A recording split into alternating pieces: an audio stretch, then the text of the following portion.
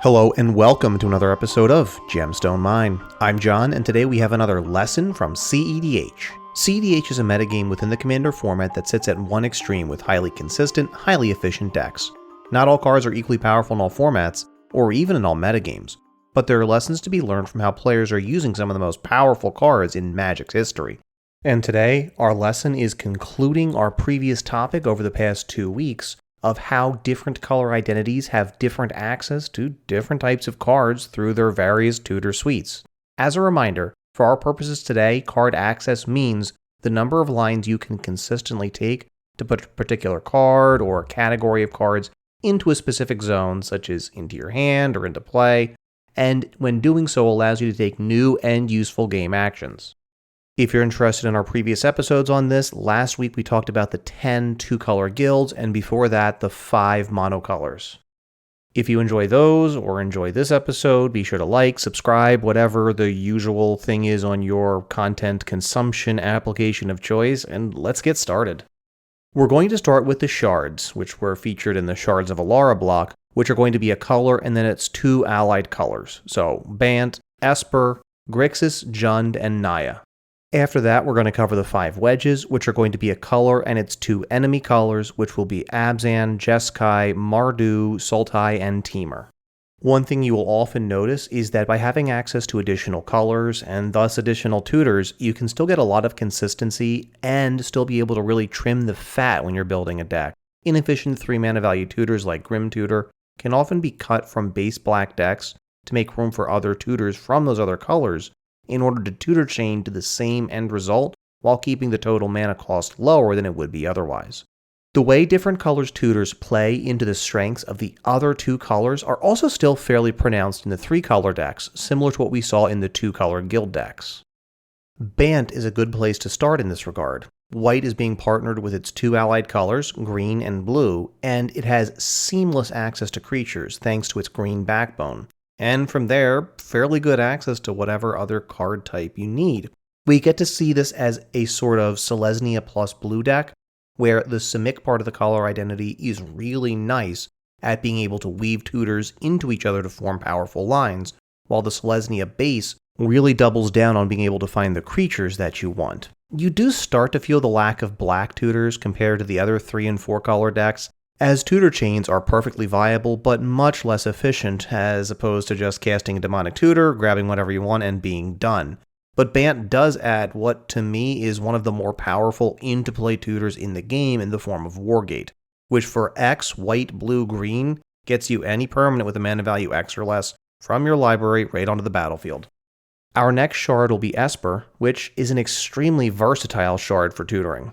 While it's known as the Artifact Shard in Alara, it also counterintuitively happens to have the best enchantment tutor in the form of Zur the Enchanter.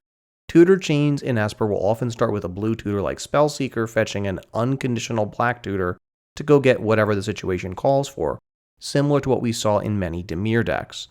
And don't get me wrong, Esper is still darn good at tutoring up artifacts between the blue and white tutors from the Azorius component of this color identity. And even with white tutors being a little bit quote-unquote weaker than blue or black, in this case it can still be really helpful. Even if you already happen to have an unconditional black tutor in hand, there's nothing wrong with casting that Enlightened Tutor to go grab a mana crypt. It can be a really good use of your 1-mana tutor. Finally, while this color identity doesn't always want a lot of access to equipment, but you're still in white, and white is still pretty good at getting equipment if you happen to want that in your particular deck, you can still take advantage of it with the blink effects out of Azorius or the reanimation effects out of Orzhov to really load your board up with equipment if that's what you're trying to do. Our next shard is Grixis, where many of the same strengths that Esper and Dimir have thanks to the strong relationship between blue tutors chaining into and enabling black tutors. But where red provides a lot of speed, it does not provide a significant amount of accessibility in terms of tutors. Once again, the color identity leans into those blue and black components for the lion's share of its card access, while red's more limited tutor suite adds little apart from occasionally throwing Gamble into the mix. Grixis definitely leans more heavily into instants and sorceries, and without green support for creature-based lines, it's not too hard to see why, and as we noted in both Izzet and Rakdos, red doesn't add too much to either blue or black, You can theoretically get some more consistent goblin lines out of these colors, but the instant and sorcery packages tend to be a lot stronger. You do also get some pretty good coverage between Grixis' colors for artifacts, maybe slightly worse than Esper, but there's still some great coverage between Blue's War of Invention, Red's Goblin Engineer, and Black's Unconditional Tutors. There also exists some nice chains if you're playing out of the graveyard where you could entomb a Goblin Engineer, then reanimate the Goblin to entomb the artifact with its ETB ability that you wanted to use Goblin Engineer to access again with its activated ability.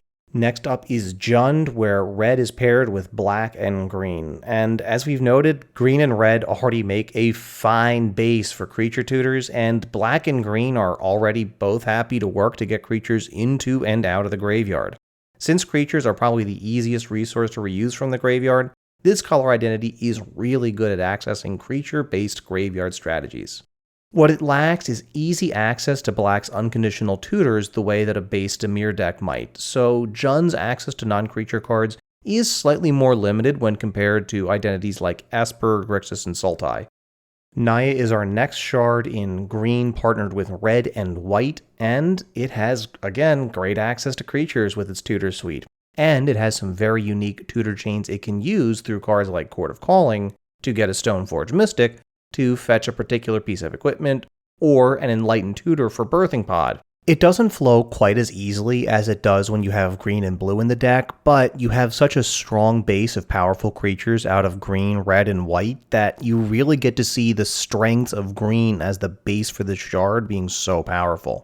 So many of red and white's tutor effects being on creatures, green being so good at getting access to those specific creatures more quickly than other color combinations, they can then go get you your enchantment, your equipment, or even an artifact. For a great look at what this color identity is capable of, take a look at Rocco Caporetti Caterer decks, and you can see just what a powerful and diverse creature package you get to run. You can flex into various pieces of creature-based interaction, or tutor into other lateral chains if you really need to. Now our first stop in the wedges is going to be Abzan, which is going to be black partnered with white and green. Both Golgari and Orzhov enjoyed taking advantage of the graveyard a lot, and Selesnya was very good at accessing creatures. Abzan often leans into this even more heavily with oddball old card designs like Altar of Bone, which is a green-white tutor for a creature which requires you to sacrifice a creature, which is a lot more like the more modern design seen on Diabolic Intent, a black spell which allows you to tutor up anything in exchange for sacrificing a creature. Abzan decks in particular are likely to be fairly creature-heavy as a result of this. What this adds above and beyond Selesnya's already strong inclinations towards stacks is the ability to break symmetry on these creatures by having a number of ways from black to sacrifice the stacks pieces when you want to play or win through them. When we get to Jeskai, which is red paired with blue and white, we see that we have Blue's usual role of being able to bridge their tutors for instants and sorceries along a chain to whatever type of card you want is fairly hampered in Jeskai. You don't have a lot of your tutoring strength printed on instants and sorceries. The same creatures, which green makes it easy to tutor up and make use of in Naya, are much more difficult to access in Jeskai. You can certainly lean into the color identity's strengths, such as artifact tutors, to enjoy a lot of consistent card access from that regard, fortunately. Jeskai is also the color identity with one of the best intuition piles in Commander.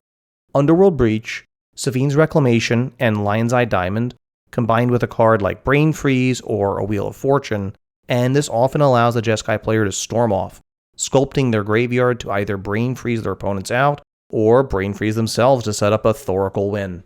Mardu is our next shard, with white being paired with red and black, which is a strange combination for tutors, and many Mardu decks wind up leaning very heavily on black, though of course white and red can help to provide redundancy for small creatures or specific equipment that the deck may be looking to take advantage of. Usually this color identity leans into its black base to take advantage of strong white effects on creature bodies, which can be used more easily as if you were in Orzhov. Mardu also probably feels the lack of blue tutors more than Abzan, as it also lacks green's powerful creature tutors as a substitute to weave into black's unconditional tutors. Sultai, which is going to be green paired with blue and black, is practically a dream come true in terms of tutors which can chain together. A blue tutor can access an unconditional black tutor, or a green tutor to go get a specific creature. Alternatively, green can grab a specific ETB creature like Spellseeker or Trophy Mage to go grab a key instant or sorcery or artifact, respectively. Blue's artifact tutors can also go grab a Wishclaw Talisman as needed. There's very little that Sultai has trouble accessing. It has great chaining of blue into black unconditional tutors, as well as the two-way chains between green's creature tutors and blue's instant and sorcery and artifact tutors. Our last wedge is Temur, which is going to be blue partnered with green and red, which is a surprisingly versatile color identity for tutors. Green's access to creatures to enable creature-based combos off of the back of some of the great red creatures that are also available is something I've already talked about at length. But the ability to chain those into blue creatures like Spellseeker or Trophy Mage to access a specific instant or sorcery or artifact the deck really needs to go off is also sweet. Temur is going to have some difficulty accessing planeswalkers or enchantments. Blue's coverage of artifacts, instants, and sorceries with tutors printed on both creatures and non-creatures is just broad enough and chains together well enough with green's creature tutors that your coverage is really good. That concludes the Shards and Wedges, and it's time to talk about the 4 and 5 color decks. Once you start to get up into these high color identity decks, your access to certain cards is defined less by which colors you have in your deck, and more by which ones your color identity excludes. The density of tutors that you can access from 4 or more colors usually means that if you plan your deck building appropriately, you can consistently gain access to almost whatever you need for your game plan. Now, sans white decks and sans red decks probably lose the least in terms of access to specific card types, unless of course your game plan is revolving around equipment. Sans black decks will tend to be the most dependent on tutor chains because of a lack of unconditional tutors to find exactly what they need. Sans blue decks will probably lean more towards green creature tutors, while sans green decks will have a greater reliance on blue artifact or blue instant and sorcery tutors, depending on what strategy they're going for. And in 5 color decks, the world is your oyster. There's nothing you can't access with 5 colors worth of tutors in your decks. In 4 and 5 color decks, even when you're leaning very hard to try to be as consistent as possible, you're very likely to be cutting very good tutors just for the sake of drawing enough interaction and card velocity to remain relevant at the table. Whew. Well, these multi-episode topics are always fun, but a little bit exhausting. We'll be back with a new topic next week, but until then, let us know what you thought. I've talked about a lot over the course of these 3 episodes, and hopefully it gave you something to think about and consider when you're building your next deck. What are you working on? Is there anything new from Brothers War? Or some other new spoiler season that's probably starting by the time this episode goes live that really has you interested in brewing? Let us know in the comments on YouTube where we are Gemstone Mine. You can add us on Twitter where we are at GemstoneMineMTG, or you can send us an email, gemstoneminepodcast@gmail.com. Until next time, I'm John, and this is Gemstone Mine.